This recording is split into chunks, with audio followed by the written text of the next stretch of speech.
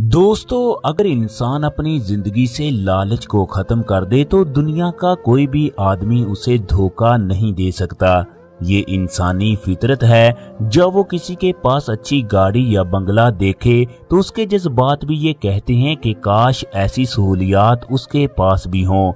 वो भी दुनिया का अमीर तरीन आदमी हो, उसके पास भी बेशुमार नौकर हों, बेशुमार लोग उसके अंडर काम करते हों। गुल खान का ताल्लुक पेशावर से था। उसके खानदान ने हमेशा गुर्बत की जिंदगी बसर की। जिस इलाके में उसका घर था उसके आसपास के तमाम लोग अमीर तरीन थे, लिहाजा अमीर बनना उसकी जिंदगी का मकसद था। जब वो सऊदियों को बड़ी बड़ी गाड़ियों में देखता तो उसके दिल से एक ही आवाज निकलती, काश उसके पास भी इतना पैसा होता, वो भी रोजाना रंग बिरंगी गाड़ियों में सफर करता, उसकी भी 2-3 शादियां होती, वो अपनी बेगमात को दुनिया भर की सैर करवाता, वो लंदन यूरोप घूमने के लिए जाते। इस तरह की ना जाने कितनी सोचें उसके जहन में गर्दिश करती। उसकी जुबान से यही अल्फाज अदा होते, जिंदगी तो सऊदी लोग गुजार रहे हैं, जबकि हम लोग तो मेहनत मजदूरी के लिए पैदा हुए हैं। जब इस तरह की इंसान की सोच शुरू हो जाए तो उसे आसपास के लोग अच्छे नहीं लगते। ऐसे लोग जिंदगी में कभी भी खुश नहीं होते, बल्कि ऐसे लोग गुमराही के गड्ढे में गिर जाते हैं, फिर उनके लिए वापसी का रास्ता बंद हो जाता है।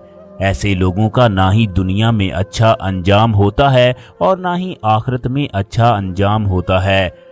गुल खान सऊदी अरब में आजाद वीजे पर गया। ये मेहनत मजदूरी करके अपने हालात को बदलने की कोशिश करता। जिस जगह गुल खान की रहाइश थी वहां पर ज्वेलरी की एक बहुत बड़ी दुकान थी। सऊदी अरब में सोने की दुकानें आम तौर पर खुली होती हैं और ना ही इन्होंने कोई सिक्योरिटी रखी होती है। दोस्तों, ये मुल्क इस कदर महफूज है कि रोड के ऊपर चिड़िया भी पर नहीं मार सकती, यानी कि लोगों को इस हद तक तहफ़्फ़ुज़ हासिल है। गुल खान जब भी सोने की चमक को देखता तो उसकी राल टपकने लगती, उसका दिल करता वो ये सोना छीन कर भाग जाए, मगर जब उनके कवानीन जहन में आते तो दिल इस बात की इजाजत ना देता। यूं वो अपने अंदर लालच को काबू में कर लेता। वो इस मार्केट से सोने को चुरा कर पाकिस्तान भागना चाहता था। उसने दिल में तहैया कर लिया था वो एक दिन ऐसा जरूर करेगा। वो मेहनत मजदूरी को हमेशा के लिए खैर आबाद कहेगा। गुल खान को इस बात का पता था वो अकेला इस काम को अंजाम नहीं दे सकता, लिहाजा उसने अपने कमरे में मौजूद सवाद के 2 लोगों से बात की। वो लोग गुल खान की बात सुनकर डर गए। फिर गुल खान ने उन्हें हौसला दिया, मैं हर मामले में आप लोगों के साथ हूँगा। अगर हम अपने इरादे में कामयाब हो गए तो हमारी बाकी की जिंदगी आराम से गुजरेगी। मुझे उम्मीद है हम जरूर कामयाब होंगे, बस तुम लोगों को हिम्मत दिखाने की जरूरत है। ये तमाम के तमाम लोग पठान थे, लिहाजा अब ये लोग मुत्तफिक हो गए। दूसरे दोस्त कहने लगे, ये काम कैसे मुमकिन होगा? हमने सोने को चुरा भी लिया तो कैसे सऊदी अरब से निकलेंगे? हम एयरपोर्ट पर पकड़े जाएंगे। गुल खान ने कहा कि तुम लोग इस बात की फिक्र छोड़ो। गुल खान ने कहा कि हम जिस जगह रहते हैं इसके नीचे भी गोल्ड की दुकान है। अगर हम इस गोल्ड को भी लेकर निकलने में कामयाब हो गए तो ये भी हमारे लिए बहुत है। इससे हमारी जिंदगी संवर जाएगी। हमें मार्केट से तेजाब लेकर आना होगा। चनाचे ये दोस्त मार्केट गए, वहां से तेजाब का गैलन लेकर आए। उनका मकसद ये था कि तेजाब को लैट्रीन में डाल दिया जाए। रोजाना ऐसा करने से लैंटर खराब होना शुरू हो जाएगा। फिर एक मुकर्रा मुद्दत के बाद हम लैंटर को आसानी से तोड़कर दुकान के अंदर दाखिल हो जाएंगे। चनाचे इन तीनों दोस्तों ने ऐसा ही करना शुरू कर दिया। इन लोगों ने लैंटर पर एक छोटा सा सुराख बनाया, फिर उसमें तेजाब डाल दिया। अब ये लोग रोजाना सुबह को तेजाब डालकर चले जाते और शाम को आकर निकाल लेते। इस तरह सुराख गहरा होने लगा। छत के उतने हिस्से को इन लोगों ने कलीन की मदद से ढांप रखा था। गुल खान और उसके दोस्तों ने 15 दिन तक ये काम जारी रखा। आखिरकार लैंटर की छोटी सी तह बाकी रह गई। अब ये लोग कफील के पास गए, उसे छुट्टी का कहा। उसने अगले दिन इन लोगों की 3 महीने की छुट्टी लगा दी। इन लोगों ने दूसरे दिन की जहाज की टिकट इस तरह बुक करवाई कि सुबह 7 बजे उनकी फ्लाइट पेशावर के लिए रवाना हो जाए। अब गुल खान और उसके साथियों ने ये काम तमाम मुकम्मल कर लिए।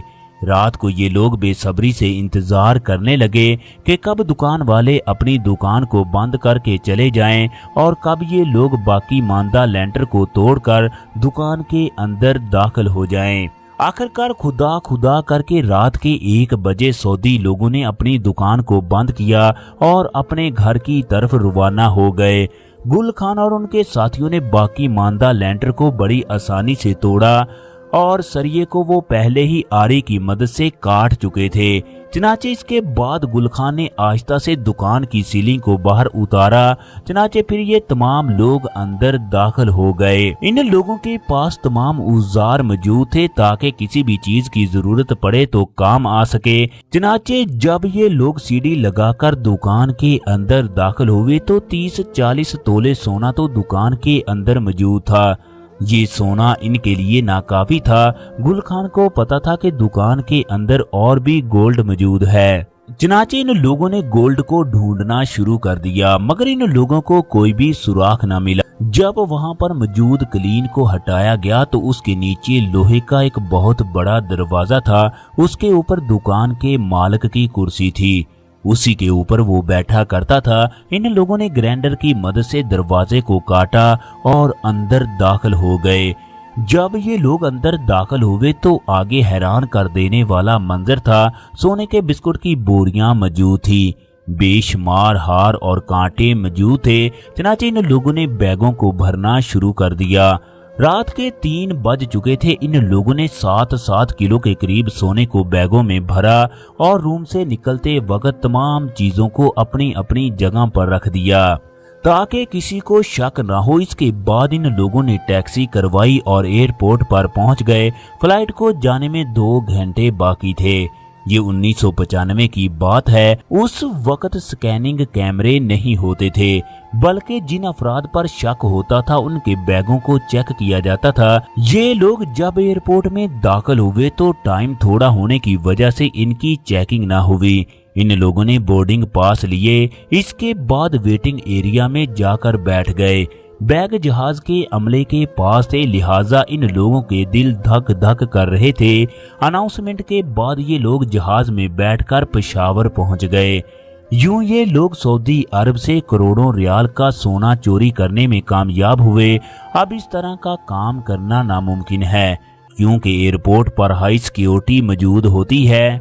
दोस्तों, आज की हमारी वीडियो कैसी लगी? अगर आज की हमारी वीडियो पसंद आए तो वीडियो को लाइक और शेयर कीजिएगा।